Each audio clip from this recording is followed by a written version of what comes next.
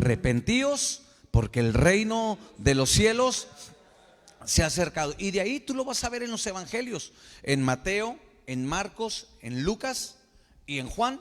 Tú vas a, bueno, excepto de Juan, habla casi nada del reino, pero principalmente en el evangelio de Mateo y en los demás hipnóticos. Pero en esos evangelios realza la importancia del tema del reino de Dios. Y bueno, ya sabemos que el reino de Dios habla del gobierno de Dios en nuestros corazones. La Biblia dice que hay un rey, un reino y sus hijos, que ahora somos nosotros, somos parte del reino de Dios, somos ciudadanos del reino de Dios. Estamos en la tierra. ¿Sí sabes que la tierra no fue diseñada para estar de paso? El hombre no diseñó, perdón, Dios no diseñó, déjeme corrijo y formulo bien esto. Dios no formó al hombre para que solamente pasara por la tierra, no. El diseño de Dios es que el hombre gobierne en la tierra. Ese es el diseño de Dios, sí. El hombre no fue diseñado para el cielo. Y yo sé que quizá iba a causar, ¿cómo, pastor? Si todo lo que queremos es un día estar en el cielo. Pero si tú lees la Biblia, el plan de Dios es que Él puso al hombre en el Edén y le dio autoridad y le dio poder y le dio gobierno. El hombre lo pierde por causa del pecado. Pero Cristo, ¿a qué viene? A recobrar. Por eso dice, yo vine a buscar y a salvar lo que se había perdido. Una vez que Cristo, a través de su obra perfecta en la cruz, recupera el reino, lo vuelve a dar al hombre por medio de su sacrificio, por medio de su obra. ¿Sí? El cielo es un trámite, sí, va a ser un trámite, pero en realidad la Biblia dice que va a haber cielo nuevo y reinaremos con Él. Ese es el plan. Ese es el plan de Dios, que reinemos. Entonces, por eso la Biblia dice que somos reyes y sacerdotes. Eso no es un eslogan, hermanos. Eso no es solamente una idea vaga, una idea expresa. No, es una realidad. Somos ahora reyes y sacerdotes para nuestro Dios. El Señor así nos mira, por eso es Rey de reyes, Señor de señores. Nosotros ahora estamos en Cristo y Él nos ha dado su reino. Pero todo gira en base a una persona. El reino no gira en base a la iglesia. Debemos de comprender eso. El reino gira en torno a la persona de Jesús. Jesús es la persona más importante en la Biblia. La Biblia no se centra en tu necesidad o en mi necesidad. No. La Biblia se centra en Jesucristo como el Rey de reyes y Señor de señores. Así que hoy vamos a hablar de la importancia de Jesús en la Biblia. Él es el centro de la Biblia. Lucas capítulo 24, el versículo 27 habla la historia de unos personajes que iban camino a Emaús. Estaban hablando acerca de lo que había acontecido con Jesús. Cuando en eso se acerca Jesús, pero ellos no se habían dado cuenta que Jesús era el que se había acercado. Pero viene un versículo, o este versículo que vamos a leer. Jesús comienza a hablar con ellos y mira lo que dice. Léalo conmigo con entusiasmo. Y comenzando desde Moisés y siguiendo por todos los profetas, les declaraba en todas, ¿qué dice? En todas las escrituras, lo que de quién. ¿Lo que de quién? Lo que de Él. ¿Quién es Él? Jesús. Es decir, Jesús les habló todo lo que dice. Claro que en ese momento solamente tenían la ley de Moisés y los escritos de los profetas, los salmos, los libros poéticos, lo que conocemos como el Antiguo Testamento. Todavía no tenían el Nuevo Testamento. Pero Jesús les dice, o Jesús dice ahí en su palabra, que Él le comenzó a declarar todo lo que hablaba acerca de quién. De Él mismo. ¿Por qué? Porque la Biblia se centra en la persona de Jesús. Que no se nos olvide eso. El Rey es Jesús. Él es el todo en nosotros. Todo fue hecho por Él y para Él. Por eso la Biblia dice, a Él sea la gloria, la honra, el poder, las riquezas, la sabiduría. ¿Qué está diciendo? Todo Todo fue hecho por Él. Dice, visible e invisible. Tronos, dominios, poderes, todo fue hecho por Él. El Evangelio de San Juan, vaya conmigo por favor, capítulo 1. ¿Y es importante esto? Sí. Para entender el reino de Dios. El reino de Dios no gira en torno a mi persona, al hombre, a la necesidad del hombre. No. El reino gira en torno a la persona de Jesucristo. Por eso la Biblia dice que es nombre. Cuando aprendamos esto va a dar más claridad a la Biblia y vas a decir, porque a veces lamentablemente llegamos a Cristo y pensamos que nosotros somos el centro de todo, y no. Él nos ama, sí nos ama. Él atiende nuestras necesidades, sí, porque Él es nuestro Padre celestial. Pero la importancia bíblica está centrada ¿en quién? ¿En quién? Por eso, mira, cuando tú entras aquí al templo, tú miras la cruz, ¿verdad? Y de hecho que viene siendo como un icono de los centros de fe, la cruz. ¿Y qué dice ahí en la cruz? No, ¿qué dice en la cruz? No, ¿qué dice en la cruz? No dice Jesús salva. Dice, porque si dice solo Jesús, no, perdón, Jesús salva, no, solo Jesús salva. Solamente en Él se encuentra la salvación. Nadie puede ir al Padre si no es.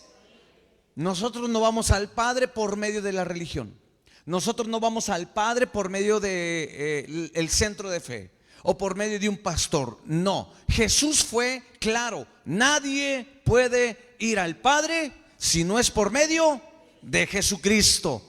Por eso la Biblia dice que se le dio un nombre que es sobre todo, para que en ese nombre toda rodilla se doble de lo que está en el cielo, en la tierra y debajo de la tierra, y toda lengua confiese que ¿quién? Que Jesús, no la religión, no una organización, no una denominación, que Jesús es el Señor, para la gloria de Dios Padre. ¿Cuántos dicen amén? Por eso aquí cantamos. ¿A quién cantamos? A Jesús. ¿A quién exaltamos aquí? ¿De quién hablamos? De Jesús, claro. Hablamos de que Él en su amor y en su gracia nos cubre, nos bendice, nos sana, nos resguarda.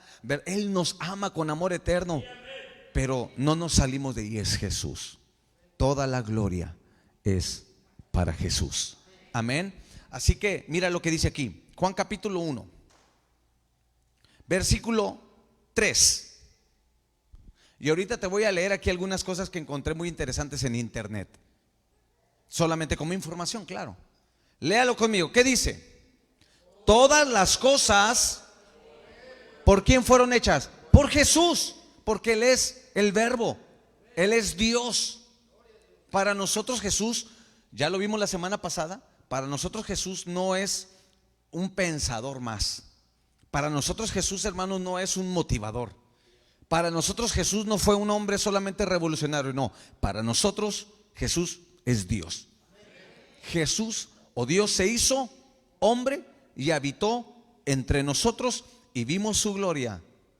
Gloria como del unigénito del Padre, lleno de gracia y de verdad. Para nosotros Jesús es Dios. Para nosotros Jesús es el centro. Por eso dice, todas las cosas por Él fueron hechas, y sin Él nada de lo que ha sido hecho fue hecho. Ahí está la afirmación. Versículo 4.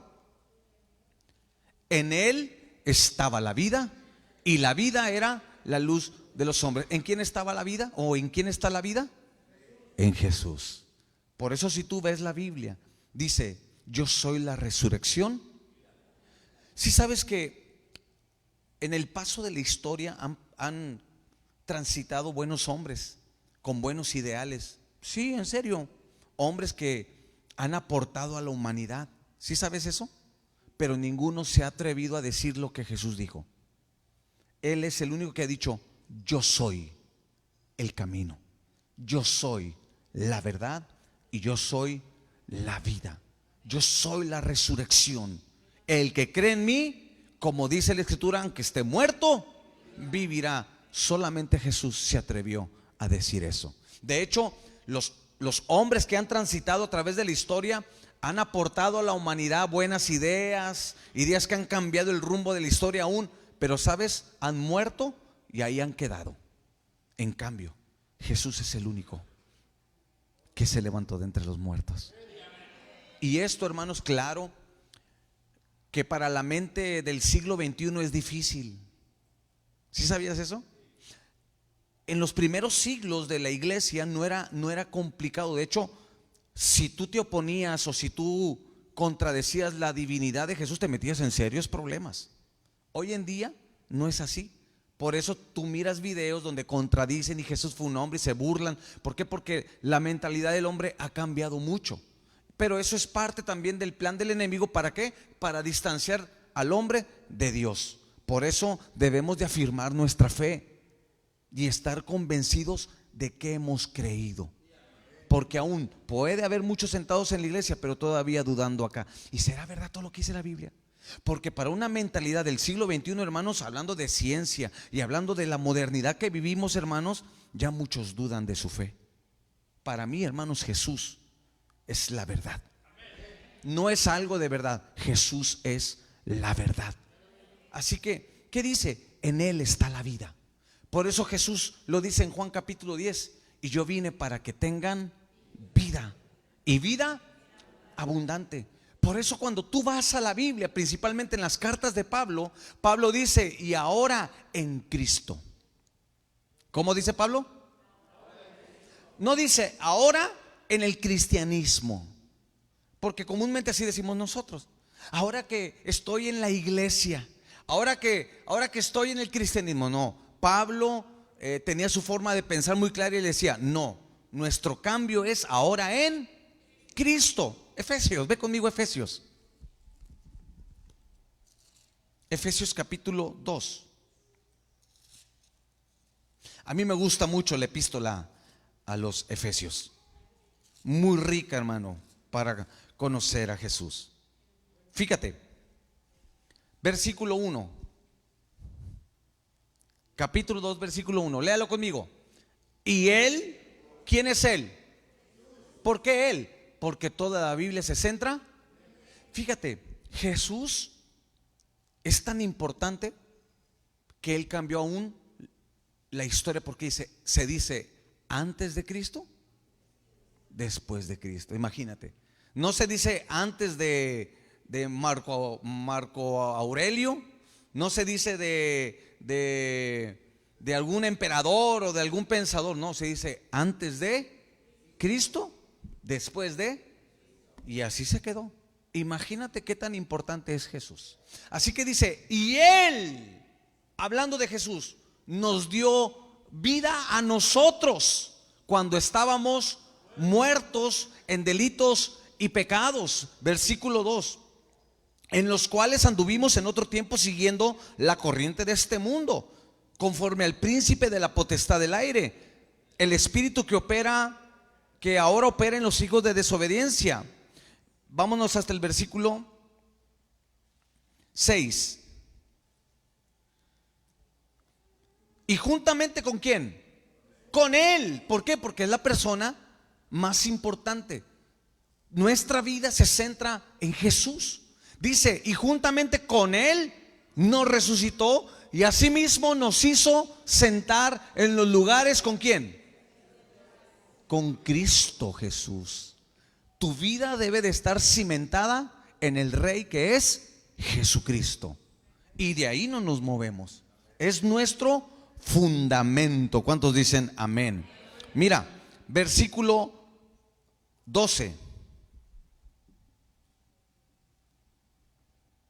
En aquel tiempo estábamos sin Cristo. Así vivíamos tú y yo, alejados de la ciudadanía y ajenos a los pactos de la promesa, sin esperanza y sin Dios en el mundo. Pero mire el siguiente versículo: pero ahora en la religión, pero ahora en la denominación pentecostal o bautista o luterana, lo que tú quieras, ¿dice eso? ¿Qué dice? Vamos, dígalo fuerte, ¿qué dice? Pero ahora, ¿en quién estamos? ¿En quién estás tú?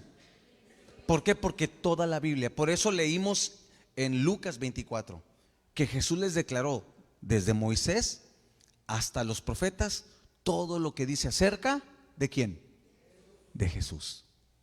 Él debe de ser la persona más importante en nuestra vida, el fundamento de nuestra fe. El fundamento de mi fe es Cristo Jesús. En Él está construida mi fe. Él es la roca. ¿Por qué? Porque cuando tú edificas sobre la roca que es Cristo, vendrán tempestades, vendrán vientos, azotarán sobre tu casa, pero no sufrirás daño. ¿Por qué? Porque estás edificado en Cristo. Por eso Pablo dice, pero ahora en la religión podrá confundirme, podrá desilusionarme, decepcionarme. El hombre podrá decepcionarme, pero yo no estoy en el hombre y no estoy en la religión y no estoy en ninguna denominación. Yo estoy en Cristo. ¿Está conmigo? Por eso esa gente que dice, ay, es que la iglesia me desilusionó. Entonces no estabas en Cristo. No era tu fundamento. Claro, lastima, duele, sí, pues uno no quisiera, ¿verdad? Que uno viene a la iglesia y obviamente esperando ver el amor y el reflejo de Cristo, pero hay que recordar que somos imperfectos. Dile al que está a tu lado, somos imperfectos. Estamos en el proceso. Todos aquí estamos en el proceso. Quiere decir que todos podemos fallar. Por eso la Biblia dice, vaya conmigo otro versículo, Hebreos. Y todavía no entro a los puntos importantes, pero es que este es rico, hermano. Hebreos capítulo 12, versículo 2. Por eso viene este versículo aquí. Dígalo fuerte, todos fuerte, dígalos.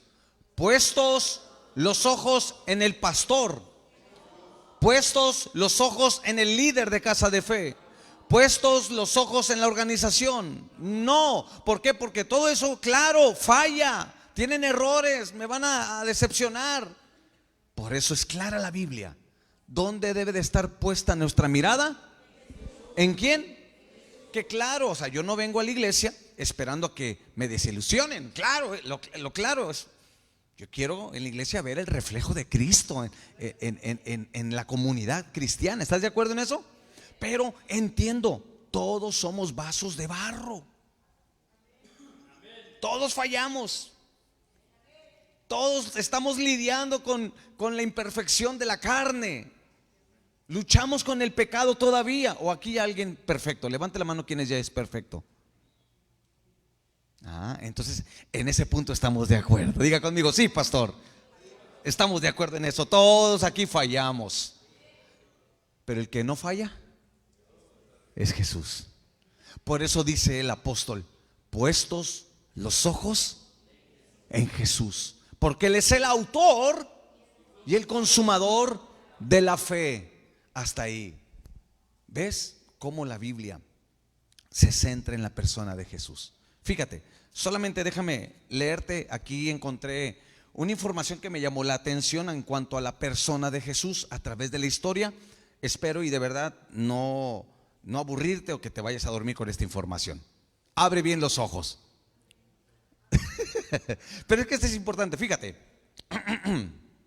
Dice así: según, hermanos, antes del siglo XIII, cuestionar la divinidad de Jesús era peligroso.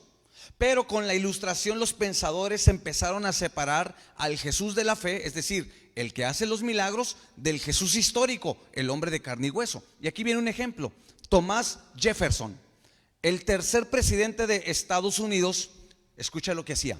Llegó a recortar sus evangelios con una cuchilla, eliminando los milagros y dejando solo las enseñanzas éticas. Thomas Jefferson, un presidente de los Estados Unidos, de su Biblia arrancaba toda la parte donde venían los milagros y solamente dejaba las enseñanzas éticas. ¿Por qué? Porque para este hombre Jesús era el mejor maestro de moral que jamás haya existido. Hay otro personaje que se llama Hernán Samuel Reimarus. Fue de los primeros en sugerir que Jesús fue un revolucionario judío fracasado, fíjate, cuyas enseñanzas fueron transformadas por sus discípulos después de su muerte. O sea, para este hombre, Hernán Samuel Reimarus, Jesús fue un fracasado. Solamente que sus discípulos se encargaron de ¿qué? De levantar sus enseñanzas. Fíjate lo que dice. Los filósofos, unos filósofos del siglo ya más acá, del 19, la visión de Jesús fue mucho más crítica y psicológica. Por ejemplo, Friedrich Nietzsche tuvo una relación amor y odio con Jesús. De hecho, son de los más críticos, que es el padre de del psicoanálisis, ¿verdad? Y obviamente él tiene una idea muy contraria de Jesús a lo que nosotros creemos. Pero él, fíjate, él llamaba a los cristianos religión de esclavos, pero curiosamente respetaba a Jesús.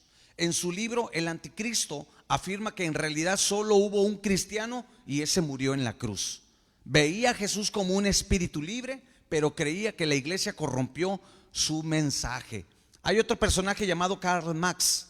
Aunque veía la religión como el opio del pueblo, el marxismo posterior a menudo ha visto a Jesús como un protorrevolucionario que luchó contra el imperialismo romano y la opresión de las élites religiosas. O sea, ¿por qué te hablo de esto? Porque a través de la historia, cada parte de la historia ha visto a su manera a Jesús. Eso es lo que trato de decirte con esta información.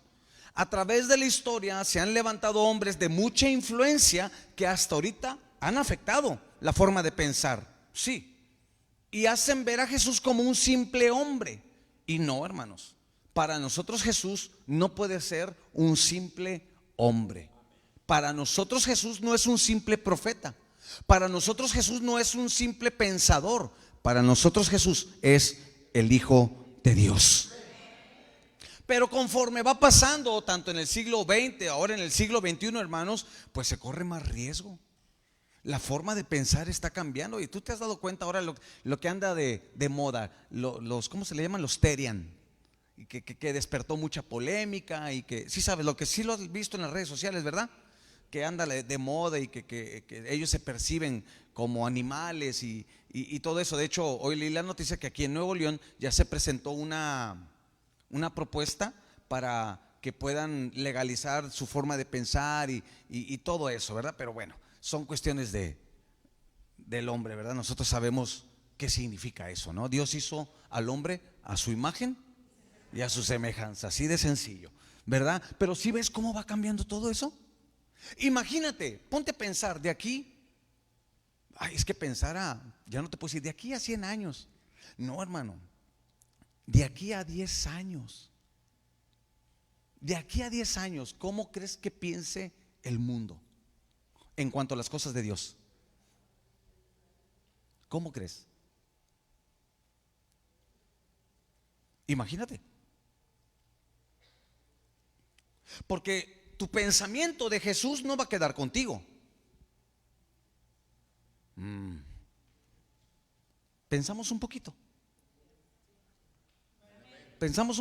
Vamos a pensar un poquito. Esto es para el domingo, ¿verdad? De pensamiento del reino, pero vamos a pensar un poquito, fíjate. A veces pensamos nosotros en nuestra idea, muy corta, muy limitada, que mi pensar se queda conmigo cuando yo muero. Pero no. Tu pensar de todo, tu cosmovisión del mundo no se queda contigo. Se queda también en tus generaciones, tus ideas. Vamos a hablar de las cosas de Dios. Lo que tú pienses de acuerdo a las cosas de Dios no se va a quedar contigo cuando el Señor te llame a su presencia. Por eso, si tú lees la Biblia, hay un juicio, ¿verdad? Cuando uno muere, pero después va a haber otro juicio. No sé si lo has visto así en la Biblia. Y uno dice, bueno, que uno no fue suficiente. ¿Por qué tiene que haber otro juicio? Porque el Señor mide el impacto de lo que fue nuestro pensamiento, de lo que fueron nuestras obras. Tus obras, cuando tú mueres, terminan contigo, pero tienen todavía un impacto. Esto es algo que yo he estado pensando, hermanos. En estos días digo, ay, ay, ay, qué responsabilidad tenemos, hermanos. Sí. Lo que vemos hoy en día en el mundo, lo que vemos hoy en día, todo, como la distorsión del hombre está, oye, la idea del hombre está distorsionada. Todo lo que vemos en el mundo, el hombre se cree mujer, la mujer se cree hombre, y ahora el hombre se cree animal, y ahora falta que los animales se crean hombres. Porque es la verdad. ¿Sí sabes que ese pensamiento no es de ahorita? No es de ahorita. Ese pensamiento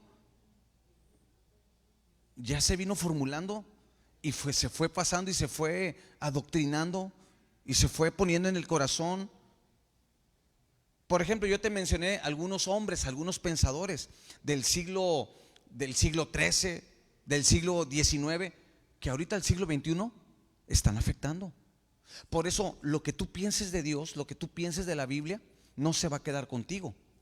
Eso también va. Y si tenemos una idea equivocada de Dios, y si tenemos una idea o simplemente no sabemos quién es Dios, ¿cómo vamos a enseñar a nuestras generaciones? ¿Qué les vamos a dejar a nuestras generaciones? Por eso es importante conocer qué dice la Biblia acerca de Jesús y estar convencidos que para nosotros Jesús es Dios. Yo no lucho con ese pensamiento moderno, hermano. No, no, no, ni me meto en conflictos. No, yo tengo mi fe bien arraigada en Cristo Jesús. Él murió por mí en la cruz del Calvario para reconciliarme con el Padre, y gracias a su sacrificio yo tengo vida eterna. Y voy a seguir predicando a Cristo. Voy a seguir predicando el reino. Voy a seguir predicando a Jesucristo, el Hijo de Dios. ¿Por qué, hermano? Porque ahorita, ¿qué es la lucha, hermanos, en el mundo? Se le llama ideologías. ¿Qué es una ideología? Un pensamiento. Un pensamiento que se va enseñando, se va instruyendo. Tú mira la controversia, digo, no me gusta meterme en esos temas, pero es parte de lo que se mira. El tema de la educación, lo que meten en los libros. Nosotros los que somos, que crecimos a principios de los 80, que fuimos a la primaria a principios de los 80, ¿verdad? No nos enseñaban cosas que hoy les enseñan a los niños. ¿O sí? No venía cuestiones, temas delicados. De hecho, hoy en los libros de educación les hablan de brujería. ¿Te has dado cuenta de eso o no? ¿O vives en... A ver, Víctor llamando a tierra. Víctor llamando a tierra. Ese es el asunto, que no nos damos la vuelta y no sabemos cómo va en el mundo. El diablo está haciendo su labor, y no diga amén. No diga amén. Pero el diablo está haciendo su labor, y lo está haciendo bien. ¿Por qué? Porque se le ha abierto la puerta. ¿Y qué hace? Transmite ideas. ¿Y qué hace? Llevar al hombre a separarlo todavía más de Dios y reducir a Dios como un ente universal. Porque es la verdad. Hoy en día, hermanos, un cantante así pueda sus canciones denigrar a la mujer, pero cuando diga Dios todos dicen, ah. Es lo que vemos ahorita. Ahorita un cantante puede hablar de cosas horribles, pero nada más se para al frente y dice, gracias a Dios. Todos dicen, ¿ves? Trae a Dios en su corazón. ¿Qué malo tiene? Ay, ay, ay. Hola. ¿En qué me metí, Señor? Por eso, hermanos, tenemos que nosotros conocer la Biblia. La Biblia no es un libro temporal. Es decir, no, pastor, ese libro ya está muy arcaico, ya está muy viejo. Eso es, no, hermano, es un libro atemporal. Sí. El cielo y la tierra pasará, pero su palabra no pasará.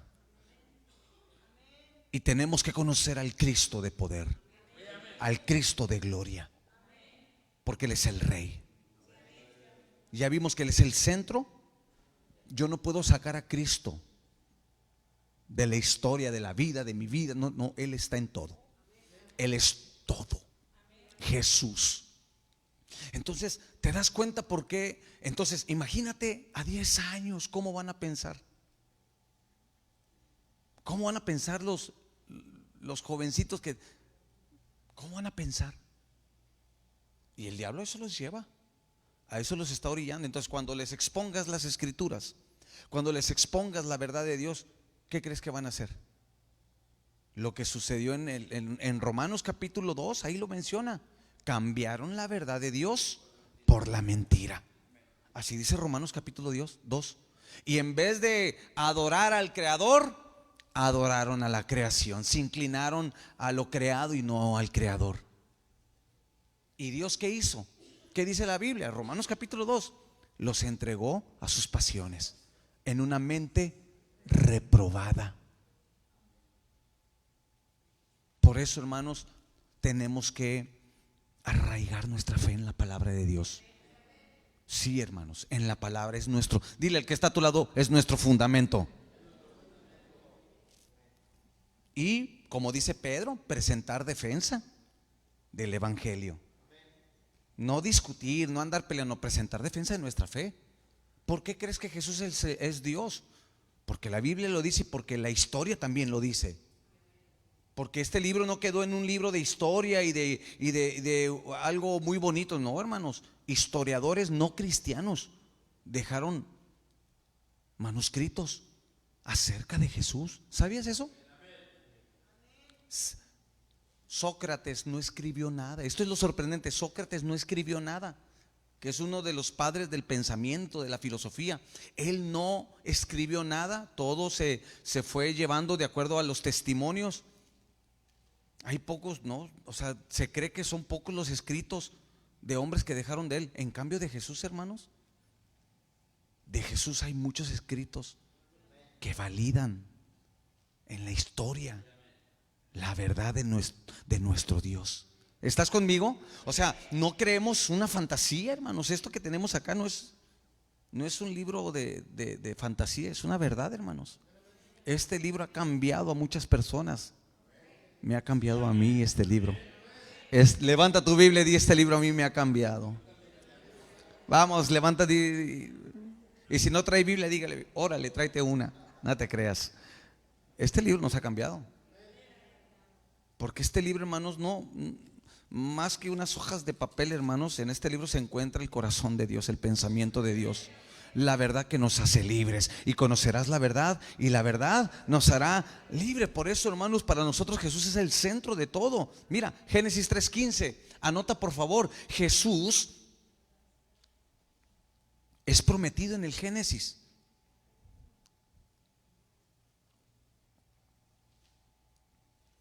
Comenzando en los primeros capítulos. Ahí dice: y pondré enemistad entre ti y la mujer, y entre tu simiente y la simiente suya. Este te herirá en la cabeza y tú le herirás en el calcañar. ¿De quién está hablando? De Jesucristo, de su muerte en la cruz del Calvario, y ahí iba a obtener la victoria. Profetizado desde el Génesis. Anota por favor, profetizado por Isaías. Isaías 53, versículo 2 al 6. Vamos a leerlo. Claro que me puedo ir de cada libro de la Biblia, habla de Cristo, pero nos vamos a tardar mucho. Solamente voy a tocar unos pasajes importantes. Isaías, más de 500 años de Jesucristo, ya estaba profetizando y dice: subirá cual renuevo delante de él, y como raíz de tierra seca, no hay parecer en él ni hermosura, le veremos más sin atractivo para que le deseemos. Versículo siguiente: despreciado y desechado entre los hombres, varón de dolores. ¿De quién está hablando? De Jesucristo. Experimentado en quebranto, y como que escondimos de él el rostro. Fue menospreciado y no lo estimamos. Déjame decirte una cosa, esa palabra todavía se cumple hoy, porque muchos lo menosprecian a Jesús. Todavía sigue siendo despreciado entre los hombres. Siguiente versículo: ciertamente llevó ¿quién? Jesús. Él llevó nuestras enfermedades y sufrió nuestros dolores, y nosotros le tuvimos por azotado, por herido de Dios y abatido. Siguiente versículo: mas él, vamos, dígalo fuerte, mas él herido fue por nuestras rebeliones, molido por nuestros pecados. El castigo de nuestra paz fue sobre él, y por sus llagas fuimos nosotros. curados. Siguiente versículo, y ahí terminamos. Todos nosotros nos descarriamos como ovejas, cada cual se apartó por su camino, mas el Señor cargó en él el pecado. ¿De quién está hablando? De Jesús. Los libros poéticos, es decir, los salmos, proverbios, cantares, hablan de Jesús. Anota solamente Salmo 22, no lo vamos a leer. Salmo 22 habla de Jesús, profetiza de Jesús. Salmo 110 habla de Jesucristo, habla del Señor Jesús. Ezequiel 34, 23, ahí dice que nos dará un pastor. ¿Quién es el buen pastor? Jesús. Él dijo: yo soy el buen pastor. Zacarías 9:9. Los profetas también hablaron de Jesús. Génesis profetizó a Jesús. Levítico 16 habla de la expiación por medio de Jesucristo. ¿Sí? Los salmos hablan de Jesús. Proverbios habla de Jesús. Los profetas hablan de Jesús. Porque todo, hermanos, gira en torno a la persona de nuestro Señor. ¿Cuántos dan gloria a Dios? Los evangelios, en los evangelios, anota, vemos el cumplimiento. Lucas 4:21, ponlo por favor. Lucas 4:21. En los evangelios vemos el cumplimiento de las profecías. ¿En quién? En Jesús. Y comenzó a decirles, fíjate lo que Jesús se atrevió a decir: hoy se ha cumplido esta escritura delante de ustedes. Porque Él es el cumplimiento de todas esas profecías. ¿En quién? En Jesús. Juan capítulo 20, versículo 30 y 31. Pastor, pero ¿por qué no habla de otra cosa? Háblenos mejor de los tiempos futuros. Pero es que no podemos hablar de tiempos futuros si no conocemos a Jesús. Porque los tiempos futuros son de Él. Jesús lo dijo. Hizo además, léalo conmigo, hizo además Jesús muchas otras señales en presencia de sus discípulos, los cuales no están escritas en este libro. Pero mira lo que dice después: pero estas se han escrito para que creas que ¿quién? Que Jesús. No dice que la religión, no dice que el cristianismo, no dice que cualquier, no, dice que Jesús es el Cristo, el Hijo de Dios, y para que creyendo tengas vida en su nombre. Por eso hablamos del reino y hablamos de un rey, y ese rey es Jesús. ¿Cuántos dicen amén? Las epístolas hablan de Jesús. Efesios 2:20. Efesios 2:20. Edificados sobre el fundamento de los apóstoles y profetas, siendo la principal piedra del ángulo. ¿Quién? ¿Quién es el principal ángulo? Jesucristo. Ahí está. Colosenses 1:16 al 17. Porque en Él fueron creadas todas las cosas, las que hay en los cielos y las que hay en la tierra, visibles e invisibles, sean tronos, sean dominios, sean principados, sean potestades. Todo fue creado por medio de Él y para Él. Toda la Biblia se centra en una persona, en Jesús. Y nuestra vida tiene que estar centrada en Él, hermanos, porque en Él tenemos victoria. Mira, para ir cerrando, por favor, pasa Dago. ¿Sí está? Sí está. Jesús en el Apocalipsis. Muchos le tienen miedo a ese libro. Pastor, ese libro me da miedo porque habla de cosas feas. Eso es lo que te dice Hollywood. Y pues claro, cuando tú no tienes tu fe firme, ¿verdad? Pero sabemos que el libro del Apocalipsis Hermanos, es un libro de esperanza para nosotros en Cristo. Sí, si tú tienes la esperanza en Cristo, ese libro no te va a asustar, al contrario, te va a dar aliento, te va a dar fe, vas a decir amén, porque habla acerca del arrebatamiento, habla acerca de ese gran evento que se llama las bodas del Cordero. Habla del otro evento que dice que Jesús vendrá por segunda ocasión, que es diferente el arrebatamiento a la segunda venida de Cristo, porque la segunda venida de Cristo va a ser como un guerrero. Pero ¿quién crees que va a estar junto con ese guerrero? La iglesia, nosotros. Gloria a Dios. ¿Ves? Cuando tienes fe dices amén. Jesucristo en el Apocalipsis 5, capítulo 5, versículo 6.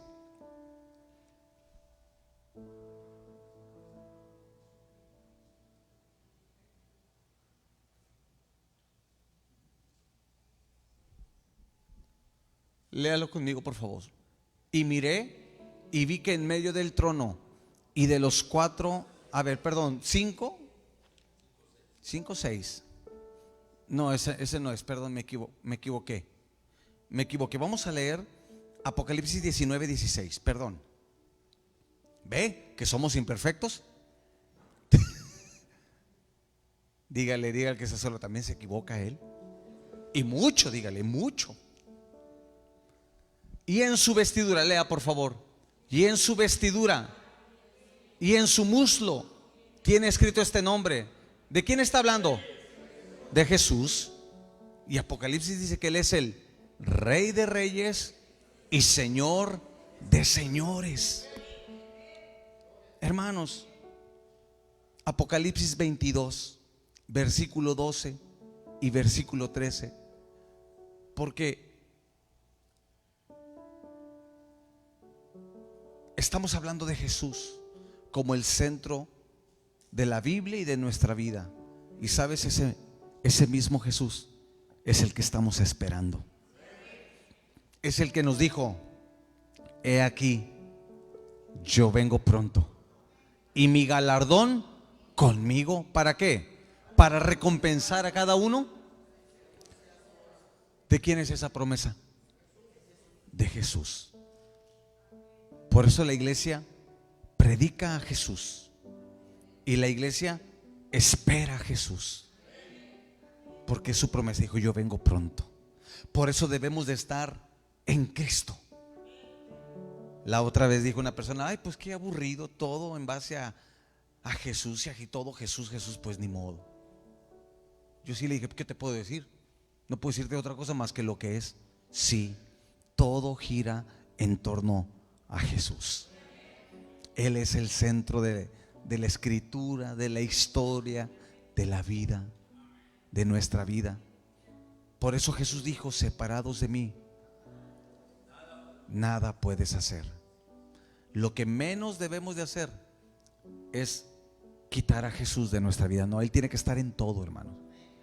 Y si tú pones a Jesús en el centro de toda tu vida, en el centro de tu matrimonio, en el centro de tu familia, en el centro de tus hijos, de tu trabajo, de tus finanzas, de todo, escucha, sin duda te va a ir bien. Con lo que conlleva la vida, porque la vida pues presenta de todo, ¿verdad que sí? Trae un abanico de colores de todo tipo. Pero aún en medio de todo eso, cuando estás en Cristo, cuando estás en Jesús, ya tienes la victoria. El mundo no da lo que Cristo nos da. No, porque el mundo no te da vida eterna. El mundo te da cosas pasajeras y te deslumbra con cosas pasajeras, pero lo que nos da nuestro Señor son cosas eternas. Por eso la Biblia dice que Él es el Rey eterno, el Padre eterno. Entonces, hermano, cada vez que vayas a la Biblia te vas a encontrar con Jesús. Sí, cuando tú vas en el Antiguo Testamento, muchos dicen: es que no le entiendo al Antiguo Testamento. ¿Dónde puedo ver a Jesús? En todo. En el tabernáculo vemos a Jesús. En Abraham vemos a Jesús. En Jacob vemos a Jesús. En Josué vemos a Jesús. En David vemos a Jesús. En los profetas vemos a Jesús. Porque en todo se muestra Jesús. Sí, en las cartas, en las epístolas, pues ya es el Jesús que se reveló al corazón ahora. Por eso, hermano, pídele a Dios día a día: Dios, revélame quién eres tú. Y que en realidad nuestra vida esté en torno a la persona de Cristo. Para concluir, Jesús es el centro de la Biblia. Todo apunta a Él, todo se cumple en Él y todo se revela por medio de Él. Hagamos a Jesús el centro de nuestra vida. Solo Jesús salva, solo Jesús sana, solo Jesús restaura.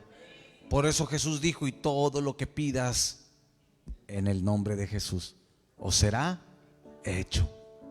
¿Ves? Todo gira en torno a nuestro precioso Dios Jesús. Así que vamos a terminar agradeciendo. Póngase de pie.